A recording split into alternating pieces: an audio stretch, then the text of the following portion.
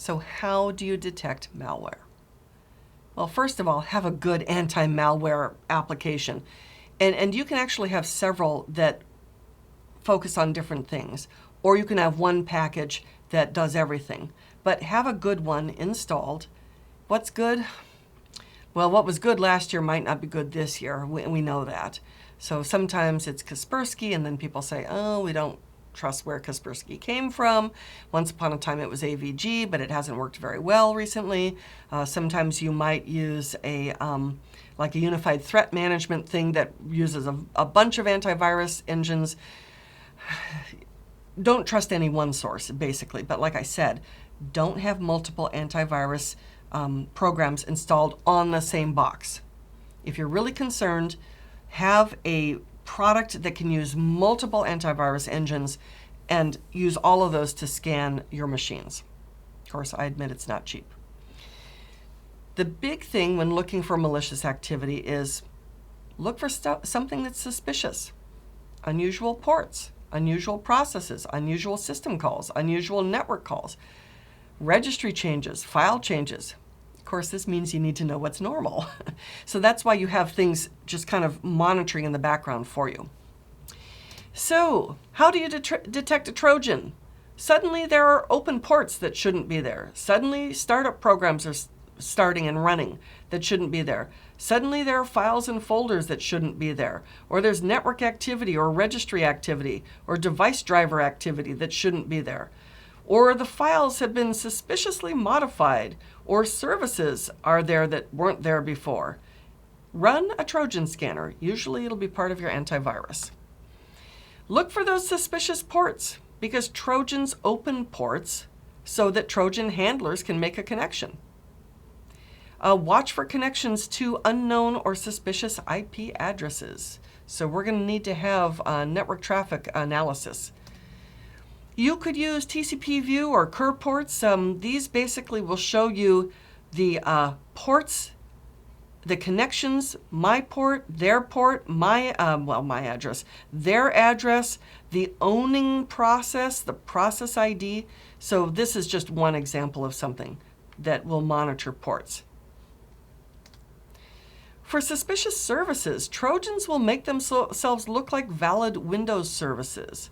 So what you'll need to do is, and some Trojans will just inject into processes. I'll tell you, when you use Metasploit, that is exactly what you do.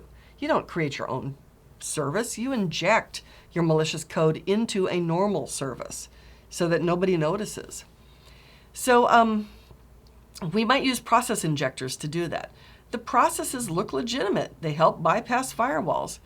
And Trojans will hide all sorts of things, including rootkits. Now, a rootkit is basically malicious code that is replacing core parts of the operating system.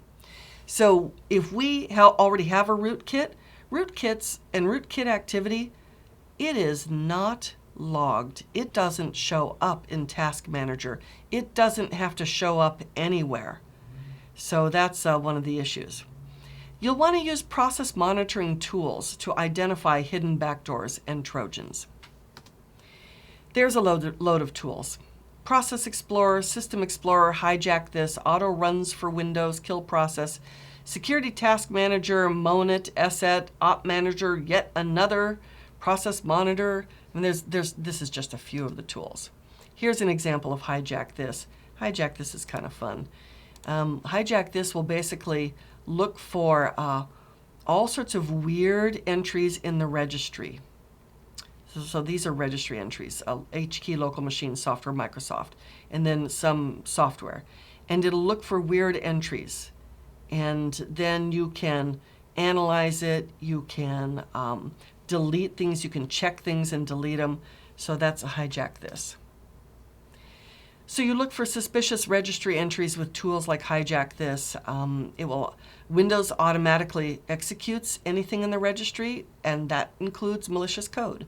So if you find suspicious entries when you're doing registry scans, that could be a Trojan infection. So a Trojan will put instructions into parts of the registry to execute those malicious actions.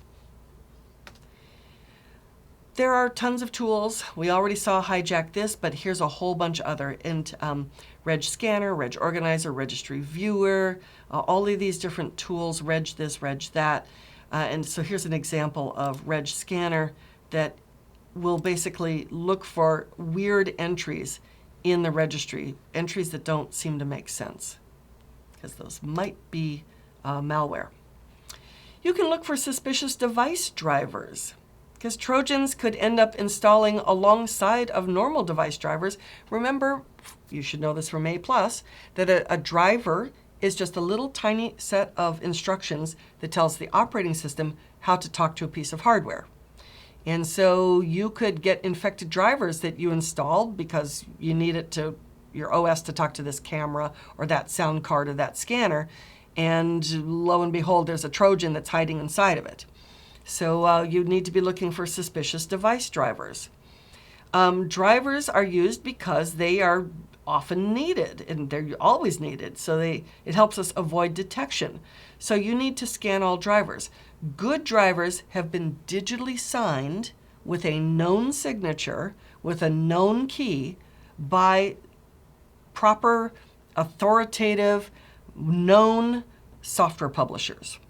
If it's not digitally signed, or you don't recognize the signature, then you got to be suspicious about it. And there are plenty of tools that will check driver signing. And in fact, Microsoft has a built-in one called SigVerif, sign verification. So here's a whole bunch of tools that will monitor device drivers. Driver View, Driver Detective, and all of these different ones. We can just zoom in on, here's an example Driver View. Here's the name of the driver. You know it's a driver because it has an extension of .sys. Now, this is funny that the HAL right here is part of this. The hardware abstraction layer, the HAL DLL, is actually not merely a driver. It's like the underlying core operating system part that sits between the OS and the hardware. So I guess you could call it a driver in a way, but it's more of a layer. But anyway, you see all these drivers and their memory address and what are they, and then there's a little description and what version. So Driver View is but one of the many tools. You could scan for suspicious Windows services. Trojans will create little Windows services that aren't really part of Windows, and yet you'll think that they're installed by something normal. And they'll rename the processes to look normal. They'll use like normal sounding names. They can use rootkit techniques to change registry keys and to hide running processes. There are a ton of service monitoring tools here. Here is but one example. Here's Nagios. Nagios is, among many things, Nagios can also check for services. And see over here, you can see service detail, host detail, as well as hardware detail, CPU usage, and interface usage and things like that. So here's just one example. You could scan for startup programs that shouldn't be there. The registry will automatically start programs. You might have device drivers that automate startup. You might look in boot.ini. Well, we don't use boot.ini anymore, but anyway, if you have an older version of Windows, boot.ini was a text file that basically told Windows how to start up. You want to check for Windows services that automatically start. They will automatically start because they'll have a registry entry. And you'll check the startup folder. Now, all of your virus scanners and your registry scanners should be able to do this for you. Here are a bunch of tools that specifically look for suspicious startup programs. A whole bunch of things here. Security auto run for Windows, we've already seen that, active startup, bunch of these different things that look for suspicious startup programs. Look for suspicious files and folders. Trojans will generally modify an existing file or folder. So you want to use tools that can verify that they've not changed. There's SigVerif, the one I talked about. Tripwire is another, FCIV. There is a free Tripwire also in Linux and Unix, but it requires that you do an MD5 hash on the files first, and then it'll periodically verify that hash has not changed. So here are a number of file and folder integrity checkers. And like I said, they run a hash. So the downside of using an integrity checker is that you need to run the hash first. And then it says, okay, this is the hash of each of these files. And then when you run the hash again down the road, it will detect if, say, this file was changed, and you'll see the hash will be different, and it'll say errors found. Then you go, aha, why was this thing changed when it never should have been? And you can go and investigate that. Scanning for suspicious network activity.